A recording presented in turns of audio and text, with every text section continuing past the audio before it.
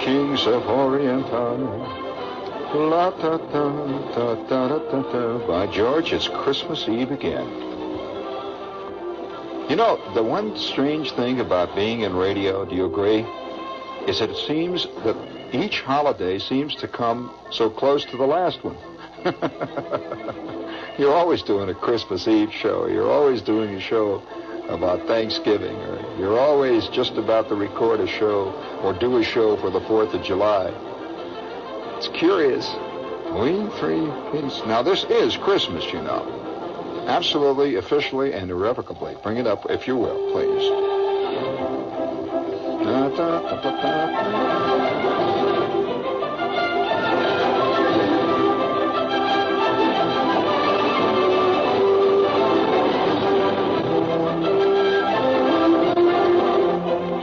All right. Okay, that's enough of that, you know. One good thing about doing a show as live and as free as a bird on Christmas Eve or any one of the major holidays is that you know darn well that you're almost alone. That very few people listen to the radio, and I hope they don't. I mean, I hope everybody has more to do than that. Speaking of good ideas on holidays, have you seen, I think it's Channel 11, isn't it Channel 11, WPIX? That every Christmas Eve, they set up a camera, and all it does is have on the screen, in color, by the way, the fireplace, actually the fire, the burning Yule log at Gracie Mansion. And they play Christmas music in stereo behind it. Did you see that? It goes on for 4 hours. In other words, if you live in an apartment somewhere and you haven't seen a fireplace or a burning log since you were 9, you just turn on your colored TV set and there it is. In fact, you know, I think modern technology eventually will take care of all that kind of stuff. But you know, they keep singing, "I'm dreaming of a white Christmas." Well, what's to prevent them, let's say, having a television, just a film, a scene on your color TV set of a giant snowstorm. You can sit and have your white Christmas, and at the same time it won't hold up traffic, you know. And I see technology doing all that kind of stuff. But now you don't mind on a Christmas Eve like this. I mean, you don't mind if we become, frankly, totally and completely soppily, if I may go all the way, soppily sentimental. I mean, come on, let's face it, you know. You can be hip all the rest of the year. After all, 363 days of hipness a year. That's enough, right? And on this one day, you can be unhip. And I think on Christmas, we can afford to be unhip, all of us. After all, it's Macy's biggest day, and Gimbel's flips on Christmas, the whole thing. And then it's kind of nice that we have a thing like this. And every night, Christmas Eve like this, you know, one of the curious things about holidays is, I think maybe it's one of the reasons holidays exist. Nobody quite knows why people have them, but maybe one of the reasons why is it gives people a sense of continuity, of a kind of continuing thing. I remember one of the most curious Christmas Eves I ever spent. I remember one time in Christmas Eve, and this is part of the business of holidays. People always, almost invariably, begin to talk about, gee, do you remember, what's the craziest Christmas Eve you ever spent? What's the weirdest New Year's you ever had? And so forth. Well, I'll tell you, one of the most insane Christmas Eves I ever spent. I remember as a little kid, it was a company Christmas Eve. And my father at that time worked for Borden Dairy. And Borden Dairy used to have this Borden Dairy branch that he worked with and worked for out in Indiana. They used to have every year, they would have this giant Christmas party for all the employees and all the kids. Now, it was different from the office Christmas party. I've attended a couple of Christmas parties in offices that were really exotic. But this is something else, you know. They used to have this big thing out at like a country club or something, and everybody would go there, and they'd have Santa Claus and stuff. And the various guys would do things. You know, like my father's friend Zudok would get up and tell his Christmas story. Or Harry Gertz, for example. I remember Harry Gertz would get up and he would play Santa Claus every year. He was always Santa Claus, and he would go around and give all the Christmas gifts and so forth. But this one particular night, I remember, I was just beginning to be old enough to recognize things and to recognize stuff as being exotic when it actually happened. Up to a certain point, you don't know these things. But one night, there was a guy got up, and I don't recall who it was. And I found that piece now. A guy got up, and he was dressed in costume, one of the milkmen. And they had this big Christmas tree. Tremendous Christmas tree, I remember. And all of us were all sitting around. All the kids were on the floor. There must have been about, maybe 300 kids. After all, this is a big board and dairy branch, and all the milkmen all had about 48 kids and everything. So we're all sitting on the floor, and all the parents were sort of in the background, in the darkness all around. It was kind of a big semicircle. I remember the stage very well because, these things impress your memory when you're a kid. And this tremendous Christmas tree that went all the way to the ceiling, and you could smell the pine needles of this Christmas tree. You could smell just the whole thing of the tree. It smelled, like outdoors. And it was snowing. Of course, this is the Midwest, and it's almost always snowing and cold in the Midwest. And I remember the night before, there had been a big snowstorm and an ice storm. And we were about to go out Christmas shopping. It was the night before Christmas, actually. And I remember looking out through the window of the house with this sleet coming down, fantastic storm. And the wind was blowing. The wind was blowing at maybe 30, 40 miles an hour. And they really get winds out there at this time of the year. And it's blowing. That wind is coming in off the lake. And all this sleet was forming on the telephone poles. You saw the telephone poles for blocks around. Everything, the trees, the sidewalks, everything was covered with this white glowing film of ice. And then about 8 o'clock, we were about to go out shopping, as a matter of fact. All the stores were open till 10 that night. I remember it was after supper. Maybe it was 7:30. There was a terrific crash down the street. You just heard this boom, and the ground shook. It was Christmas time, and everybody was, a lot of excitement in the air anyway. And I remember running to the front, and there was a tremendous flare, a big blue electrical flare in the sky. And what had happened was that the sleet, this tremendous snow and ice that was coming down, had formed this thick coating on the high-tension wires. And the high-tension wires had fallen down. Have you ever seen this happening? And it began to sort of multiply. And as far as you could see, I remember the streetcar lines coming down about 2 blocks away. And it was a great big blue flash. And everybody had to stay in the house because they announced on the radio, don't go out because it was very dangerous because of the electricity. And so it was that kind of strange Christmas with the wind and the sleet and the hail. And, of course, that all added to the excitement of it.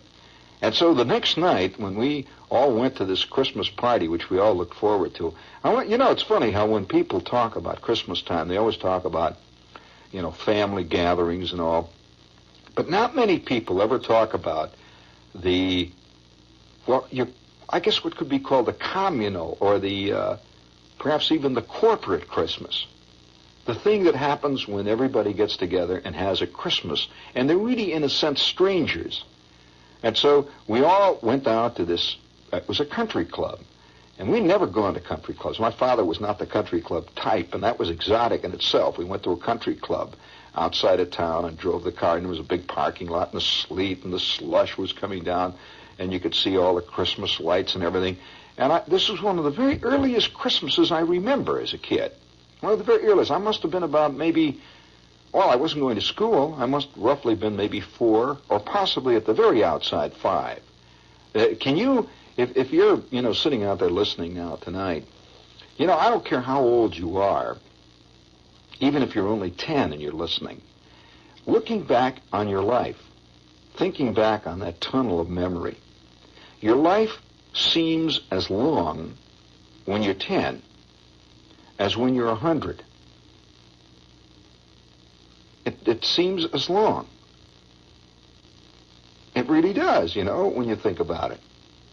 And it's just as difficult to remember crucial things at 10 as it would be, say, at 100. Now, the question I would like to ask, looking back over all the Christmases that you can remember spending, what's one of the very earliest ones? Do you really remember actually one of the very earliest Christmases that you spent? Well, this particular Christmas was one of the very earliest I remember spending. And it was also one of the strangest, really, because of all these blue lights flashing. I remember the crashing, tremendous crashing. When we were driving down there, they had all areas of the town blocked off where you couldn't go near because the wires were down. They were dangerous. And there were blue sparks in the air every time the wind would blow, and there were great big long icicles hanging from everything. In fact, we used to have icicles at that time of the year. We had them. We had icicles that went from the eaves of the building of our house. Our house was a frame-story house sitting on a lawn that went from the eaves all the way down completely in a sheet, all the way down to the ground. And they were very dangerous. People were always getting killed by falling icicles around there. So we went to this Christmas party this night. We're all excited. See, the kids were all excited. Everybody is all really ready for this whole thing. And it's going to be a big Christmas party, and Santa Claus, and they were going to give out Christmas gifts. They always had this tremendous bag of gifts they would give to all the kids. So we're all excited. Well, in the middle of all this thing, again, they had this program. And this is the very first one that I remember, where people who were in the company would do things. Like somebody would get up and, like a tall, skinny lady from Cost Accounting who had taken music lessons since she was 9, would get up and sing, Silent Night, Holy Night. And speaking of tall, skinny ladies, this is WOR, friends in New York. Okay, now listen, in answer to a lot of letters that have arrived here, asking about it. I don't know quite what to say, but I'll just lay it out for what it's worth. I do have a new LP out, and a lot of people have written me, and one guy in particular said that he heard about it and he wanted to know all the story. So here is the story. It's a new LP. It's the first LP I've turned out since 1963 or 4, when I turned out a few on another label. And this is called The Declassified Gene Shepard. And it's subtitled, The Public Has a Right to Know. And by God, they do. Absolutely. And it's in stereo. You put this thing on your stereo, and on one side you can hear me playing a Jew's harp, and on the other side hitting my head, and on the middle side I'm dancing a jig. So that's the Declassified Gene Shepard, and it is on Mercury. You can get it in any record shop. I know for a fact that Sam Goody has just reordered, and in fact, any major record shop, I don't want to plug anyone particular, you'll find them at Abraham and Strauss. Wherever you buy records, you tell them you want Mercury, number SRM. SRM, this is a serial number, SRM 1-615. The Declassified Gene Shepard. The public has a right to know. Well, before we get too deeply involved in the trivia of life, I'd like to bring up something real important, like flying plastic birds. We've been getting all kinds of calls from people about these wild birds, and they are flying. They really do. They're guaranteed to fly, and they fly about 600 feet, and they're operated with a rubber band. But what they are, what makes them really fascinating, is that they're genuinely an ornithopter, which means that it really does fly like a bird with the flapping of the wings. And for a long time, people have been trying to do a thing like this, and it actually works. It's a wild-looking thing. And they look like the drawings by Leonardo da Vinci. They're based on the same drawings. They're orange and yellow and brown and very pretty. They're 16-inch wingspan. And if you'd like to order one, just send your check or money order. They cost $3.98 each. Send check or money order to Flying Birds, Department S, Post Office Box 1909, Grand Central Station, New York, New York, 10017. I'll repeat the address. So don't call us. If you miss it, you'll have to listen again. It's Flying Birds, Department S, Post Office Box 199, Grand Central Station, New York, New York. Okay? $3.98, check or money order. And by the way, speaking of sending money, we'd like to point out to you that the WOR Christmas Fund is still swinging. And if you haven't contributed to this excellent charity, what it does is buy gifts for kids that are in hospitals in the New York area. Send your check or money order, whatever you'd care to send, to WOR Children's Christmas Fund. And the address is Box 710, which is cleverly our frequency. Box 710, Times Square Station, New York. All right, now if you'll give me a little of that guitar music, I'll call for it now. I'll give you the cue on this thing. Yeah, we'll set up the mood here. And I looked for a long time. I looked for years. Not really seriously, but I was always kind of curious about this thing. And about 4 years ago, I came across it. What did I come across? Well, the first time that I was ever actually involved in something dramatic, and it was connected with Christmas. I remember sitting down on the floor with a lot of other kids. My kid brother is sitting there, and he's already whining because he figures he's not going to get what he wants for Christmas and all that stuff. And my old man has batted him around about 5 times to keep him from yelling. And now here we are with all these kids, and we're in this country club with Japanese lanterns with Santa Clauses all over them hanging from the ceiling with this tremendous Christmas tree in the corner. We were in the ballroom of the country club. And Santa Claus is about to come out in about half an hour maybe. And now they're having the program. And some lady gets up and sings Silent Night. And another lady gets up and tells the story of, and all through the house not a creature was stirring, not even a mouse. There's always somebody that does that. And then one of the strangest things I've ever seen on Christmas happened. Would you please, if you will, please, just to sneak a little of that background music in there, that soft little cheap guitar music. And by the way, I wonder how many people have gotten guitars for Christmas tonight that they'll plunk around on for about 3 or 4 days and then never play with again. Because they learn how hard it is to play. All right, let's set that mood there a little bit. We were all sitting around in this place. Quiet. Everybody was waiting. Some lady had sung a Silent Night, and the kids were starting to whine a little bit. And it was hot in this place, and you could smell the Christmas tree, and it was snowing out and kind of wet and cruddy out. It was just everybody was all here together, and they were all really comparatively strangers, except to my father, of course, who worked with all of them. And he was off in the distance someplace, so he wasn't even involved. It was just me and my kid brother and Zudok's kid. I remember the 3 of us were all sitting together. When all of a sudden, out of the darkness came one of the milkmen. But he was dressed in costume. And somebody played the piano. Another person sat down at the piano, and I was already, kind of bored. I didn't know what was going to happen. I didn't care, really. And the piano started to play. And this man stood up in front of the Christmas tree and looked at us for a long time while the piano was playing.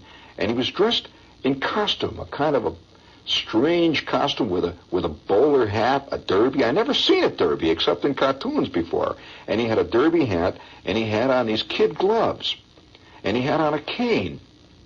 Well, with him, sitting on a chair, I guess it was his kid, had come out, and there's this little kid sitting down there next to the Christmas tree, and he was wearing, those long black socks kids used to wear? He was wearing long black socks, and they were all torn, and he had this old torn suit, and he was wearing a cap, the kind of Jackie Coogan type, big Skippy type cap, and he had dirt all over his face. The kid was in costume, so it was an act. And it was the first moment of drama that I had ever seen that really pulled me in. And I want to tell you, it totally converted that Christmas party. He waited for a moment. The piano played. And then this man, whoever he was, one of the milkmen, started to speak in a very dramatic voice. A bootblack slept in a dry goods box. And the light, they had it all lit. You see this kid now, he's sleeping in a box. It's a sad little box over there under the Christmas tree. This kid is asleep in this box. And this man is talking now. The light faded out on his face, and you could just barely see him, and he's talking. And here's what he said. A bootblack slept in a dry goods box. Yes, and it was on Christmas Eve. though all alone in his scanty home, in Santa Claus he did believe. And then the music played, and I'm sitting for it. I can see this kid. He's asleep in a box there, and he's bootblack, but he believes in Santa Claus. He slept on rags and straw, then placed his little shoes outside, just as he hung his stocking up before his mother died. And I could hear all the kids next to me. And my kid brother sits up now, and here you see this little kid in this box. What a dramatic thing this was. Now listen to this now. They had it lit, you see, with like orange light. You see this little kid taking off these little old terrible shoes he had with the soles were hanging off, and he's taking them off, see, and he's putting them outside this packing box. And he says he put his shoes outside his little scanty house just as he had hung his stockings up before his mother died. And then the light got dim, and you could hear the music playing, and the kid went to sleep. And the man went on. He said, the night rolled on, and no Santa Claus came. No Santa came. But, and then you saw a dark figure go across the stage, but a thief crept soft and low, and he stole away those little shoes that were left standing in the snow. Sad, sad indeed to see the lad standing in the storm, alone, beside the empty dry goods box that served him as a home. And the look of disappointment, Santa Claus did him refuse. But saddest of all was to hear him call, Santa Claus, bring back my shoes. And so, in the darkness, this little kid said, Santa Claus, bring back my shoes. Bring back my shoes. And all of us kids are sitting there, and oh, good Lord. It was a fantastic moment. But a moment's time had scarcely passed until I was beside the lad. And now this man who's doing the talking, wearing the bowler hat with the kid gloves, he's over there now. You can see him talking. He's standing beside the little boy, and the boy says, bring back my shoes. But a moment's time had scarcely passed until I was beside the lad.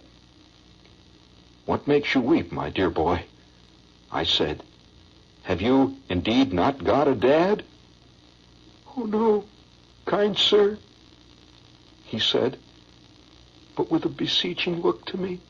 My mother died. My poor mother died a year ago. Papa was lost at sea. I started back when I heard this tale, for I was returning home that night. Then I scanned his face. What did I trace? It was the outline of my own. I grasped the box as I held my child in a father's fond embrace. I could feel that my brain was whirling and the hot tears rolled down my face. On a whale ship I sailed for a 6 months voyage to sea. I was wrecked and cast on a foreign shore where none could hear from me. Yes, the truth was clear. My wife, so dear from earth, had passed away. I'd played the part with broken heart of Santa Claus that Christmas Day.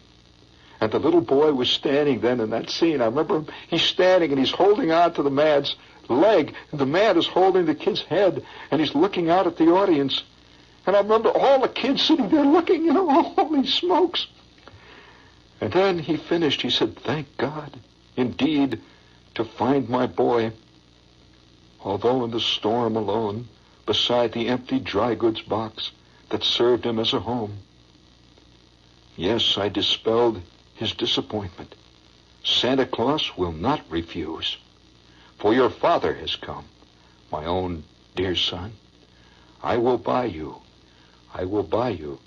some beautiful new shoes. We were all sitting there. And I remember I could hear ladies in the background going, and I remember this kid standing there holding on to this man's leg. And with that, the man picked the little boy up. You could see the purple glow of the light, and he disappeared off into the darkness. And the piano went, bum, bum, bum, bum, bum, bum. And the whole crowd roared. Now, remember my kid brother, he's sitting low to the floor now. This scene has scared him so much that he's kind of like half down on the floor, like in a little snail shape. You know, he's like all bent over like a snail. He's going, wah, wah, wah, wah, wah, wah, wah, wah. And I said, what's the matter, Randy? Stop it. Wah, wah, wah, wah, wah, wah. And he won't stop. Well, my mother comes rushing over. She's in the back. And she, what's the matter? Wah, wah, wah, wah, wah. His mother's dead. Wah, wah, wah, wah. She said, that was just a story. No, I saw it. Wah, wah, wah, wah, wah. And it was about 9 kids all over the room were crying, and their mothers were holding them. It was a fantastic moment at Christmas time.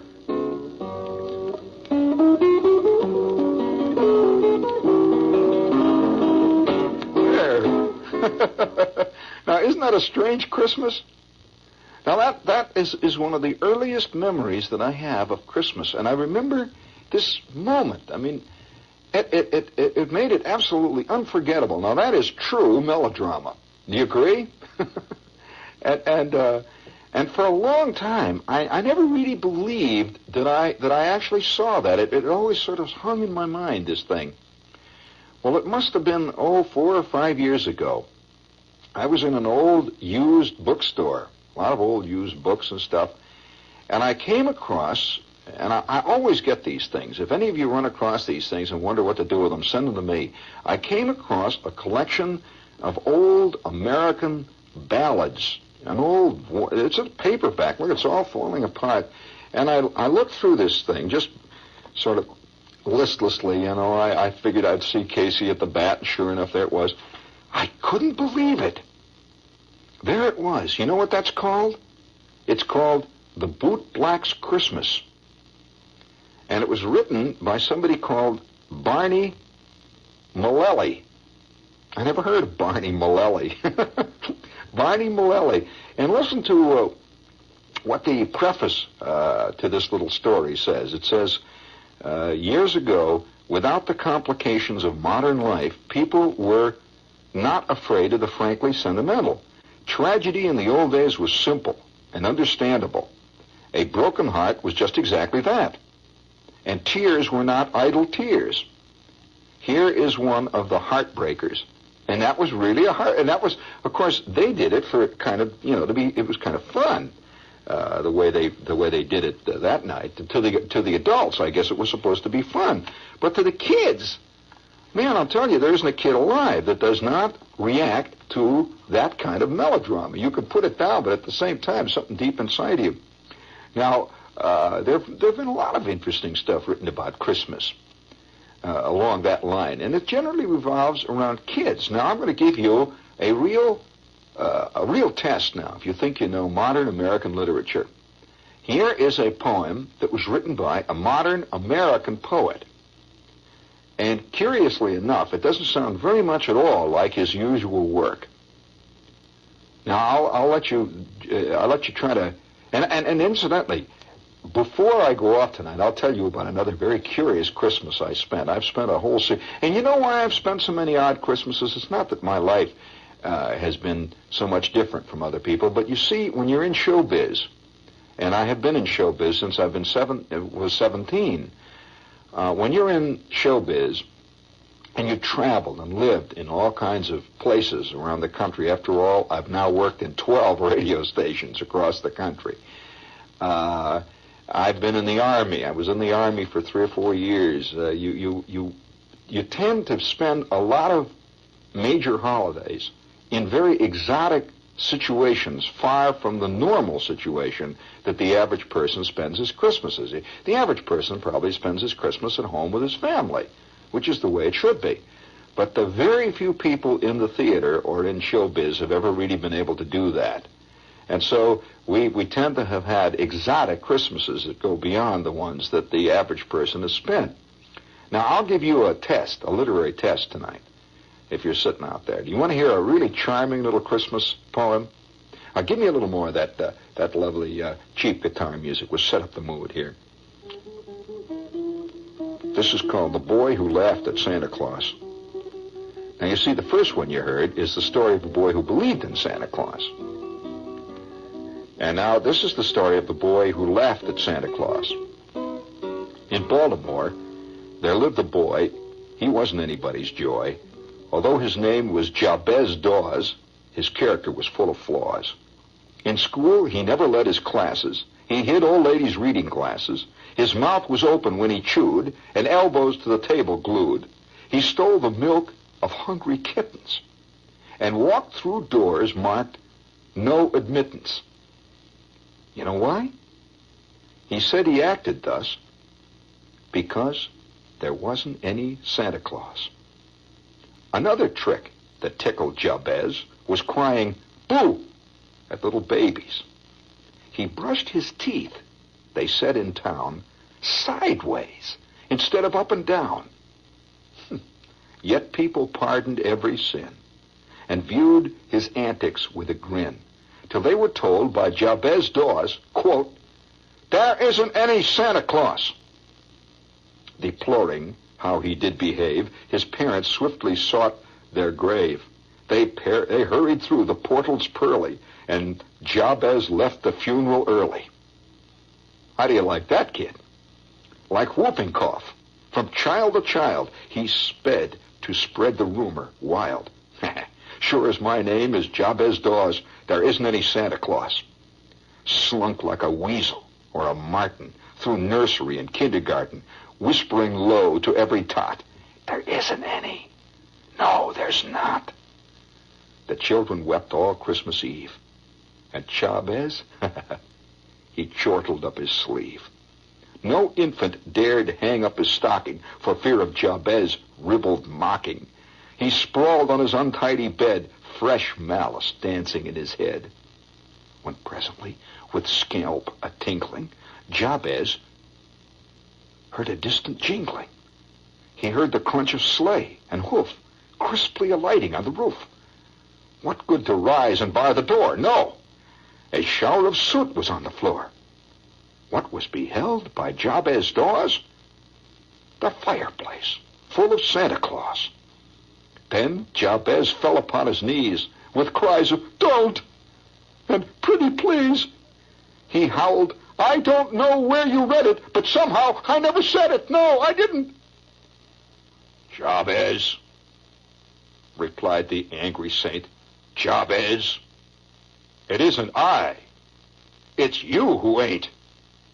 Although there is Santa Claus, there is Santa Claus. There isn't any Jabez Dawes." Said Jabez then with impotent vim, "Oh, yes, there is. Oh, yeah, and I am him. Your magic don't scare me, it don't."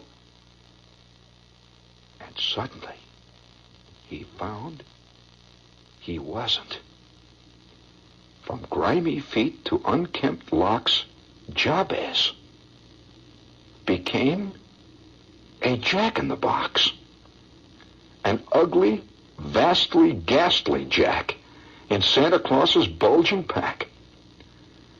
Yeah, just thought you ought to know, kid, if you're getting smart out there. The neighbors heard his mournful squeal. They searched for him, but let's be frank about it, not with zeal. No trace was found of Jabez Dawes, which, incidentally, led to thunderous applause. And people drank a loving cup and went and hung their stockings up. Now remember that. All of you who sneer at Santa Claus, beware the fate of Jabez Dawes, the saucy boy who mocked the saint. Donder and Blitzen licked off his paint.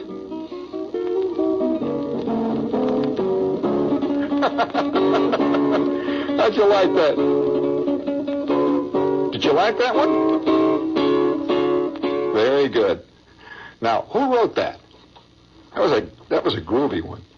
Now listen, I'm gonna read another one for you, boy. I'm gonna read really a great one. Now who wrote that? Do you want to read? You know, in days gone by, particularly in the late Victorian period, some of the best. How much time do we have, Lee? 7 minutes. I may be able to do it. Some of the best Christmas poetry was written in the late Victorian period. And it was frankly sentimental, you see, but that's what makes it so great. And this was written by a great writer who had spent much of his life at sea. Bring this one up now, come on. This is called Christmas at Sea.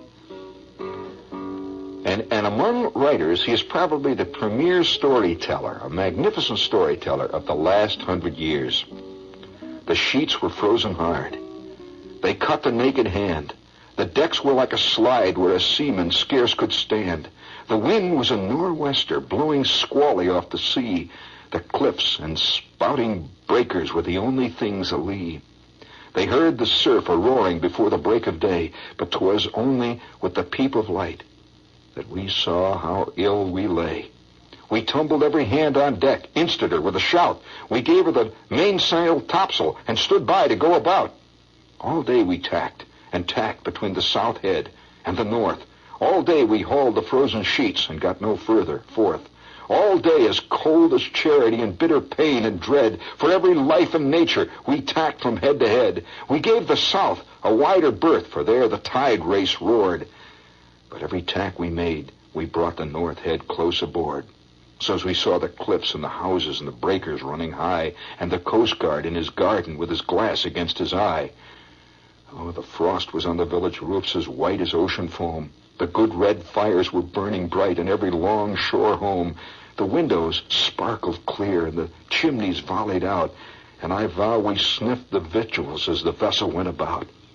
The bells upon the church were rung with a mighty jovial cheer, for it's just that I should tell you how, of all the days in the year, this day of our adversity was blessed Christmas morn, and the house above the Coast Guards was the house where I was born. Oh, well, I saw the pleasant room, the pleasant faces there, my mother's silver spectacles, my father's silver hair, and well, I saw the delight like a flight of homely elves go dancing around the china plates that stood upon the shelves. And well, I knew the talk they had, the talk that was of me, of the shadow in the household, and the son that went to sea. And oh, the wicked fool I seemed in every blessed way to be here and hauling frozen ropes on blessed Christmas Day. They lit the high sea light, and the dark began to fall. All hands to loose top-gallant sails, I heard the captain call. Oh, by the Lord, she's not going to make it, our first mate Jackson cried. She's not going to make it. It's one or the other, Mr. Jackson, the captain replied. She staggered to her bearings, but the sails were new and good, and the ship smelt up to windward, just as though she understood. As the winter's light was ending in the entry of the night, yes, we cleared the weary headland and passed below the light. And they heaved a mighty sigh, a mighty breath, every soul on board but me. And they saw her nose again pointing handsome out to sea. But all that I could think of in the darkness and the cold was just that I was leaving home, and my folks were growing old.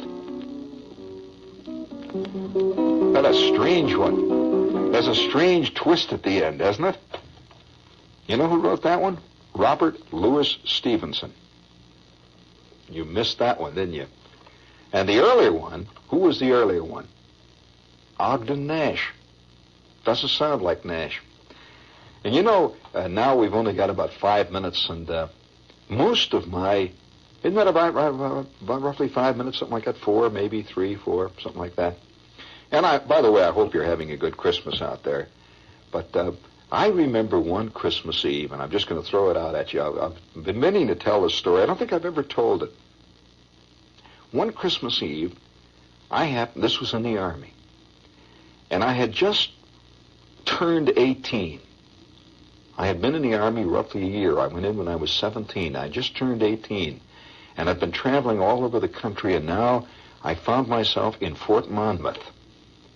And we were waiting for shipping orders, and over the shipping orders, and our company was sort of half on alert, and they only let a few people go home for Christmas, and I was not one of them. They gave those of us who were in the Army at Fort Monmouth, each one of us got a 2-day pass. Now, what are you going to do with a 2-day, pass? 48-hour pass is what we got. And I had no money at all. It was in the middle of winter, and it was Christmas. And that's why they gave us the pass. And so on this Christmas Eve, we came into New York, and it was one of the very first times I was ever in New York City. I came in with Gasser, and the two of us had so little money, we hitchhiked. I can remember hitchhiking in from Red Bank, New Jersey, coming in over the Garden State Parkway and all that, and finally into New York City. And we finally got a place to stay. We slept in the swimming pool at the Henry Hudson Hotel. And it was Christmas Eve. And man, was it cold and windy. And so we got our place to stay. We got everything all packed up, and we went out on the town to see what we could do. And the one place we went, because we were broke, and it was the only time I was ever there, on a Christmas Eve, was the famous Stage Door Canteen. Have you ever heard of the Stage Door Canteen? Well, it was Christmas Eve. Stage Door Canteen, Isn't it, they always show these things so romantic in movies and that. But actually, this is the way it really was. It was Christmas Eve, it was cold and wet, and the wind was blowing. And we asked a cop in Times Square, where is the Stage Door Canteen? And he pointed over to us. It was a little bit west of Times Square. I think it was on 44th, I'm not sure. And we went over to this place. The wind is blowing. It's a little red door on the side of this building. It didn't at all look like the movies. We opened the door, and here's a whole line of GIs waiting to go down into this place. And we fell in line. And we stood in there with our clothes wet, and you could smell the dampness and the perspiration. And as we moved down the line, they gave each one of us a ticket. And the ticket was good for our food. And now we're down in the main hall. It was down below. It was not a hall. It was like a sunken kind of a cavern. And it was dark, and somebody was up there singing songs, children's songs. Do you know who it was? I'll never forget this. The singing lady. The singing lady, of all people, entertaining the GIs, singing Christmas songs. And so Gasser said something to me over his shoulder, and I said something to Gasser, and we both sat down at this table with a big, tall, thin GI who had just come back from North Africa. And he was burnt absolutely black, and he was... had the hollow look of a GI who's seen far too much combat. He sat next to us, and the three of us sat at this table, little tiny table. It was about the size of a ping pong ball, with our feet stuck under, all of us wearing our uniforms, and we had picked up our food. Each one of us had a sandwich. They gave us tuna salad sandwiches on Christmas Eve, and two donuts and a cup of coffee. And we're sitting there, and the singing lady is singing Silent Night. It's an eerie Christmas. Well, a man came over to our table, a civilian. They had civilian waiters there who were always volunteers, and he came over, and he had a tray. He says, you guys want any apple cider? I remember he had apple cider. And Gasser says, yeah. He says, you mind if I sit down with you? Gasser says, no, go ahead, sit down. So the four of us sat there. And he asked me, where are you from? I said, I'm from Indiana. I was kind of depressed. He said, where are you from? Gasser says, California. And he was down himself for some crazy reason, this man. And Gasser says, what do you do? I mean, you're a civilian. He says, oh, I'm an actor. He says, yeah, I'm an actor. He says, you might have seen a movie. I just had a movie I had out. And I said, what movie? I never met an actor before, big-time actor. Here was in New York. I says, what movie? He says, you probably never heard of it. I said, well, what was it? He said, well, it hasn't really been released yet. It's called Laura. I said, Laura, what? He said, yeah, it's a mystery story. It's not very good, really. I don't know why he was down that night. And he gave us some more apple cider. And I remember Gasser saying, what's your name? He says, you probably never heard of it. Never hear of it. Dana Andrews. I said, yeah, well, that's right. I never heard of it, but good luck. And off he went.